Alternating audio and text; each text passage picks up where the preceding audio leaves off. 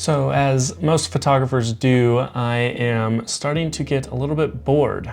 And specifically, I'm getting bored with kind of my lens and camera options. I'm not covering any new ground here, but I think we've reached a point where camera gear has gotten so good and so reliable that it almost kind of takes the fun out of shooting. Everything is so technically sharp and perfect that you almost don't really have to work very hard to get a good image. As long as you frame and expose properly, the camera's gonna do a good amount of the heavy lifting for you as far as making the image look good, and it's gonna be a perfect image. When it comes to doing client work and in paid gigs, this is great. It means your gear is reliable and it means you're gonna get good results that your client's gonna be happy with. But for more personal projects, I kind of want to experiment more. If you watched my last video, you know that I had a lot of fun using this little $50 disposable film lens on my recent trip to San Diego, and I got a lot of fun images and I had a lot of fun shooting with it. And it had been a while since I'd felt so much joy taking photos. It actually felt almost like a hobby again and less like my job. All of these thoughts and feelings are kind of what have led me to today and why I am putting a vintage Canon lens on my Sony a7R5 and taking it to go shoot some portraits. So yes, if you're not familiar, you can actually get these adapters that allow you to mount vintage lenses onto your modern mirrorless cameras. The one I got is from K&F Concepts. It was about 30 bucks off of Amazon, but luckily enough, my mom bought it for me for Valentine's Day, so I didn't have to pick it up myself.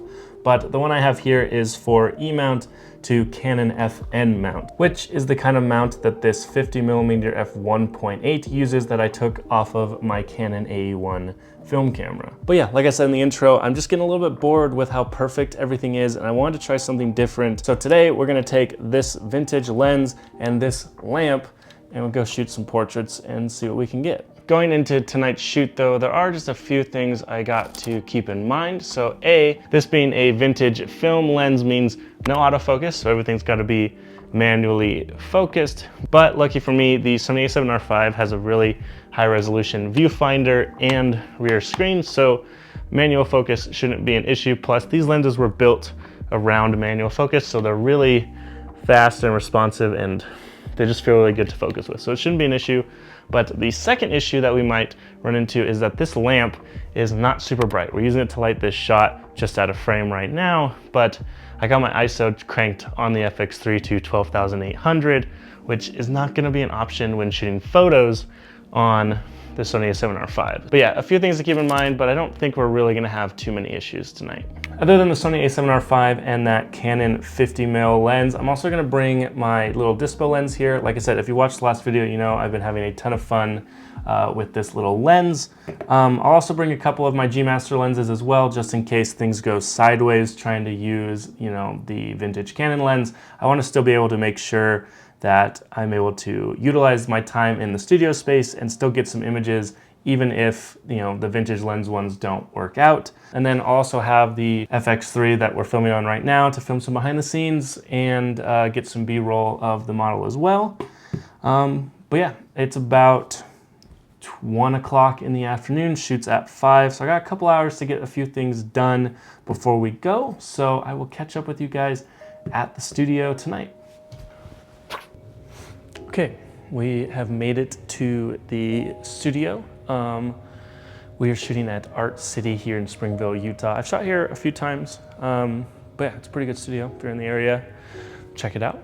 But yeah, first thoughts coming into the studio before the shoot. There's a lot more sun than I thought there was gonna be. For some reason I thought it would be dark at 5 o'clock, but I forget that it's progressively getting brighter as the months go on, as the weeks go on. So yeah, hopefully it'll get a little darker so we can actually use the lamp, but if not, we'll just adapt on the fly. That's kind of photography, is something that I like to implement when I'm shooting is, this concept I learned back when I was learning how to paint, which was to sacrifice your vision. So a lot of times situations or variables are gonna change where you're not gonna have the exact thing that you want to happen is going to happen, so you need to adapt in order to make some changes and get some content that you want. So we might have to do that today.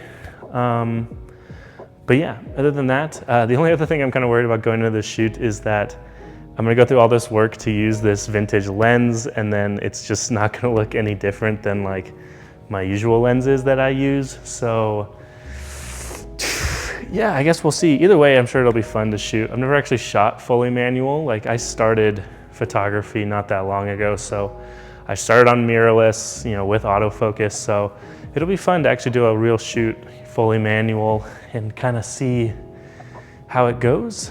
I'm just kind of ranting. The model will be here in just a little bit. So yeah, I don't really have much to set up. I'm more just kind of waiting for the light to fade, and then we'll hopefully get to use this lamp. It looks like it's starting to fade as I'm recording this video, this part of the video. So it should be good.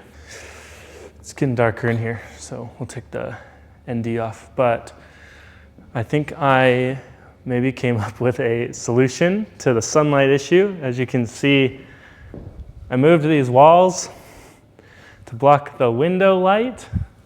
So there's still a little bleed, but it's a little bit better. And if I kind of move this over, you can see we got kind of a vibe happening.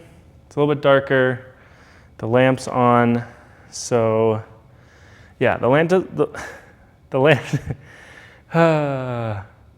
doesn't get super bright, so it is kind of challenging with the ambient light in the room, but I think I've blocked out enough of the sun, plus I think it's just gonna keep going down, obviously, so I think we might have saved it.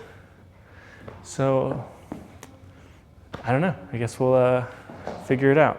But yeah, hopefully start shooting soon.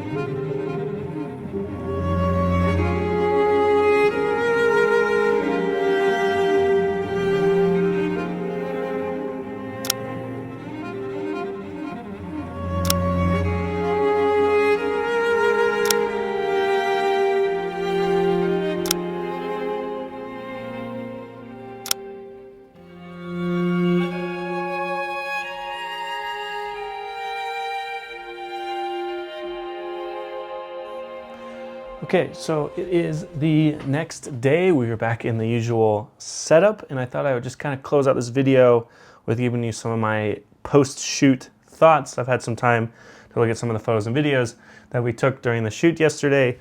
Obviously, you've already seen the photos and videos. It's weird how that works. You're talking to a past version of me who, well, technically I've seen them at this point, but you saw them before me, technically, because you watched this video. This is why I don't make time travel movies, because the timelines just don't make any sense. Anyway, yes, so my thoughts after the shoot. It ended up being okay. It actually got dark enough in the room, as you can tell from the photos and videos, to kind of get the effect that I wanted with the lamp, being able to use it, so that all worked out great.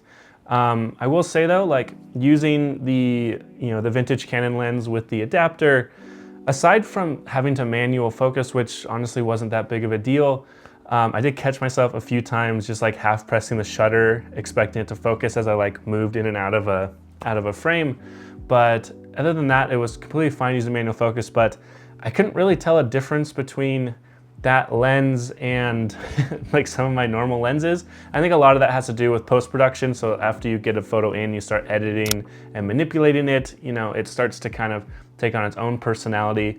But I also think that those conditions, you know, weren't really the best to kind of see the differences between using a vintage lens versus like a modern lens. There wasn't a lot going on in the background. Obviously I just had a backdrop, so we couldn't really compare a lot of bokeh and things like that. But yeah, or maybe that's just kind of a good thing, you know, maybe save some money instead of buying a $3,000 50mm, maybe just get this little prime, this little nifty vintage one for a couple $100 and use that instead, if you don't mind manual focus, of course. The lamp did also end up being bright enough. Like I said in the beginning of the video, I was a little worried that it was gonna be too dim, and then getting to the studio and it still being relatively light out with no way to really block out the light in the studio, I was a little concerned, but it ended up working out. Like I said, the sun started to go down and the lamp ended up being bright enough to get the photos that I wanted, and I didn't have to push the ISO too far. But yeah, I hope you enjoyed this video and the photos and videos that we were able to capture. It was a lot more relaxed of a shoot. I didn't shoot a ton of photo or video. We really only shot for about 45 minutes, but I had a good time and I got the images that I wanted to get. And so yeah, let me know in the comments what you think. Did you like this style of video that's a little bit more casual? Again, let me know all your thoughts down in the comments, and I will see you guys in the next one. And as always, thanks for watching. Actually, there is one more thing real quick before we roll the outro. On March 1st, I'm actually holding my first ever photography course. I'm gonna be going over everything in terms of portrait photography and everything I've learned in the last year and kind of how I mastered 10 years worth of portrait photography in the last year. Out of breath, saying too many words. I'm too excited for this workshop. In the workshop, it's gonna be virtual over Zoom. I actually have 300 spots available. You can buy tickets right now over on my website. I'll have it linked down in the description below. The virtual workshop's gonna be 2 hours long, and it's again on March 1st at 5 p.m. Mountain Standard Time. But if you're one of the first 50 people to sign up, you're actually gonna get 3 hours with me. So you're gonna get an hour with me in a smaller group before we do the event and workshop with everyone else. Again, so tickets are on sale right now. We're gonna be going over things like, yeah, everything I've learned in portrait photography, how I plan shoots, how I edit my photos, composition, color, my story and journey into photography in general. Pretty much everything you see me do here on YouTube and over on Instagram, I'm gonna be spilling the beans on all of it and teaching you how to kind of do what I do or apply what I do and the things that I put into practice into your own work to hopefully improve your work. Again, that's March 1st. Tickets are on sale right now over on my website. I'll have it linked in the description below. But yeah, I'll see you guys in the next one. And as always, thanks for watching.